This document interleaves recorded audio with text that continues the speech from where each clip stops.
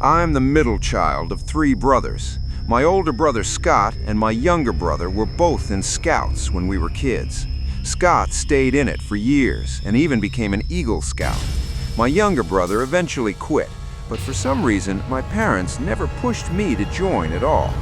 Even though I wasn't a Scout, I always watched Scott get ready for his camping trips. Before every trip, he would bring his tent home and practice setting it up in our backyard. I remember standing there watching him, feeling jealous. The Scouts would spend entire weekends out in the wilderness, building campfires, sleeping in tents, and exploring the woods. To me, that sounded like the greatest adventure a kid could have. I was probably around 7 or 8 years old when I came up with what I thought was the perfect idea.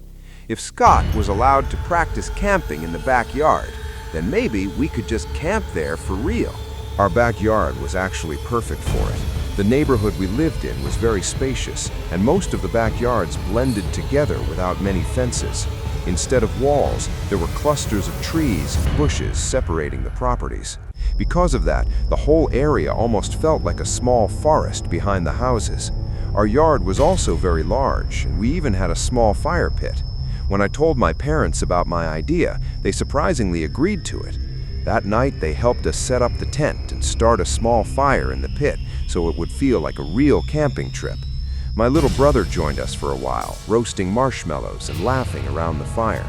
But he was only 4 years old at the time, so when it started getting late, my parents took him inside.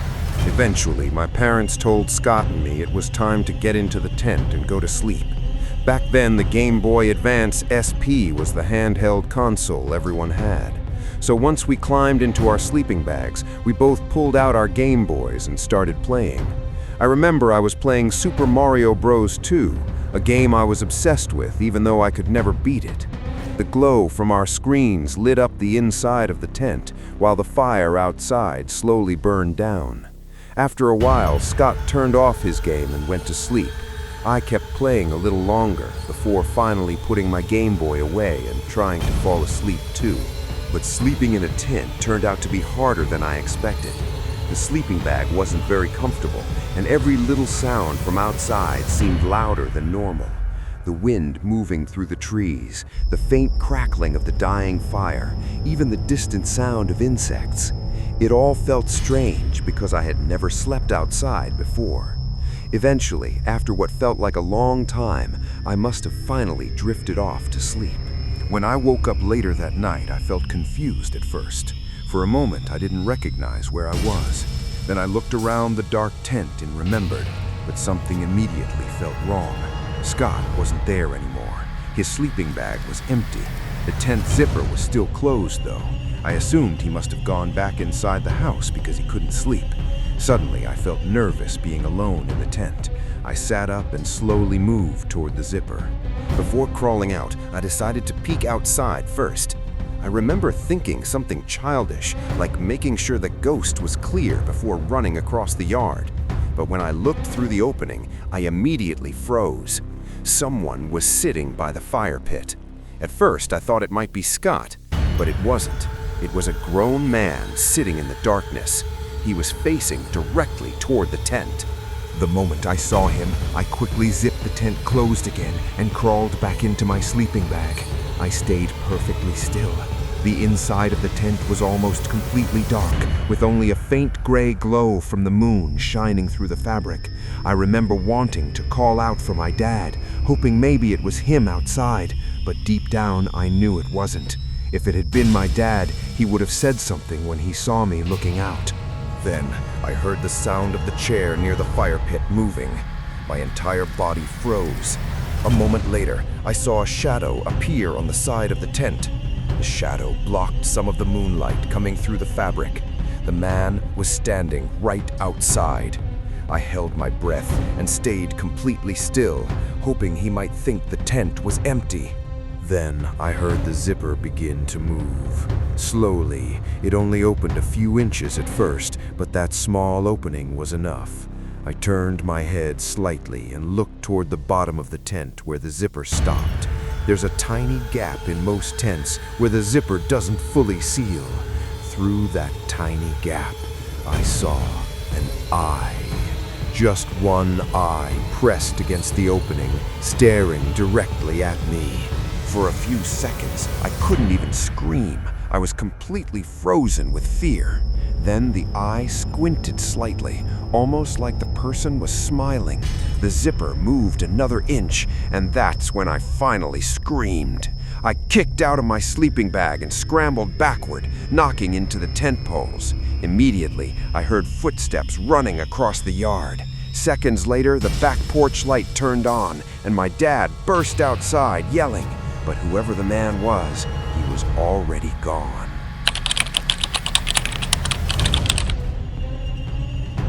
After I moved out of my parents' place at 21, I bought my first house about 50 miles away from Salem, Oregon.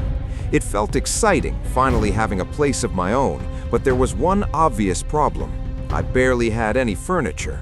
Most of what I owned came from my parents or their friends, and the rest I tried to find online through local marketplace apps. At the time, I drove a Ford Raptor, which made picking up large items pretty easy. One afternoon, while scrolling through Facebook Marketplace, I came across a listing that looked almost too good to be true. It looked like someone was having a digital yard sale. Among the photos were two things that caught my attention immediately: a cream-colored sectional couch that looked almost brand new, and a Cannondale mountain bike. I didn't own a bike at the time, and where my new house was located, it would have been perfect for riding and exercising. The couch also looked like it would fit perfectly in my living room, so I messaged the seller. The conversation felt a little strange right away. The guy answered quickly, but his responses were very short and direct. Still, he agreed to lower the price slightly when I asked. Eventually, he told me I could come pick everything up later that evening. Since summer days in Oregon stay bright for a long time, I knew it would still be light outside when I arrived. Before leaving, I checked the location on the map. The address showed a large property near the coast with a long driveway leading to a big house. Behind the house was a cliff overlooking the ocean. Seeing that kind of property made me wonder why someone living there would be selling things so cheaply. But I didn't question it too much. I grabbed some straps for moving furniture and started driving. The closer I got to the coast, the nicer the houses became. Huge properties, big modern homes, and quiet roads surrounded by trees. Eventually, I turned onto a long road lined with woods on both sides. Every once in a while, I would pass a driveway disappearing into the trees, probably leading to another expensive house hidden somewhere out of sight. After driving for several minutes, I finally saw the dirt driveway that matched the address. I drove down the driveway, and after about 10 seconds, the trees opened into a massive clearing. At the top of a small hill sat a large house overlooking the ocean. The place looked expensive, but what caught my attention was the car parked outside. It was an older sedan, something like a Mercury Sable, and it looked completely out of place next to such a huge property. When I walked up to the front door, I noticed a yellow sticky note taped next to the doorbell. It read, "Doorbell broken, please use back door." That seemed a little strange since I could have just knocked, but I followed the instructions anyway. I walked around the side of the house while messaging the seller that I had arrived. As I passed the windows, I noticed every blind was closed. When I reached the backyard, the view surprised me. The house sat right at the edge of a cliff overlooking the Pacific Ocean. I walked onto the deck and knocked on the sliding glass door. The blinds were closed, so I couldn't see inside. I waited for a minute, then knocked again.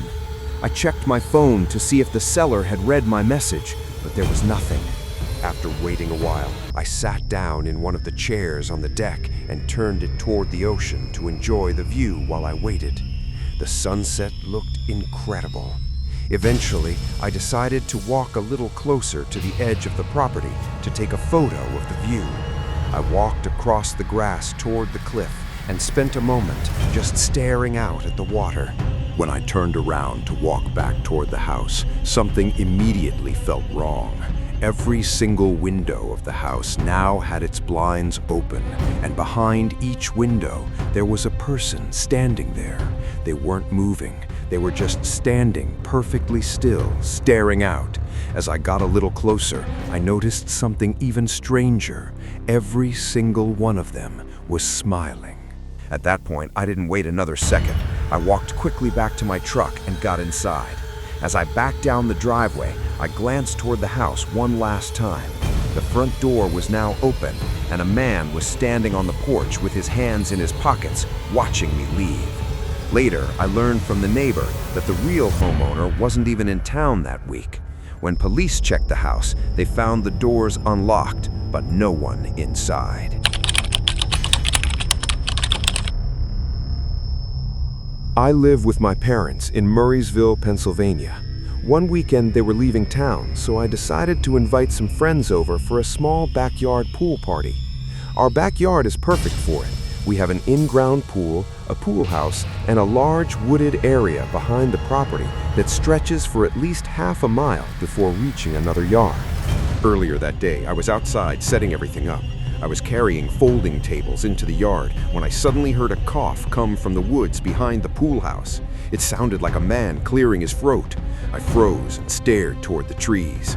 The cough came from just inside the tree line. Whoever made that sound was close enough to see me clearly. I called out, asking if someone was there, but no one answered. There were no footsteps, no movement, nothing, just silence. Eventually, I went back inside and called my friend Mark to come help me finish setting up. I didn't mention the cough because I didn't want to sound paranoid before the party even started. By evening, the party had started. Around 20 people showed up. Music was playing, people were swimming, and the backyard was full of laughter and conversation. With that many people around, the woods behind the yard didn't feel creepy anymore. Around midnight, the party started winding down. By 1 in the morning, everyone had gone home. I did a quick walk around the yard to make sure everything looked normal before going inside. The pool water was calm, and the lights reflected on the surface. About an hour later, I suddenly woke up to a loud splash outside. It sounded exactly like someone jumping into the pool. A few seconds later, I heard the sound of someone swimming. I walked to my bedroom window and looked down into the yard. A man I had never seen before was swimming calmly from one end of the pool to the other. When I shouted, asking who he was, the man stopped swimming and slowly looked up toward my window. Then he climbed out of the pool and began walking directly toward the house. Moments later, I heard the back door open and wet footsteps moving through the house. The footsteps slowly climbed the stairs and stopped outside my bedroom door. Then there were 3 quiet knocks. A calm voice on the other side said, "It's me. Open the door." I called the police and stayed inside my room until they arrived. The only proof the man had ever been there was a trail of water leading from the pool all the way to my door. If you like this video, don't forget to subscribe my channel. See you on next videos. Till then, goodbye.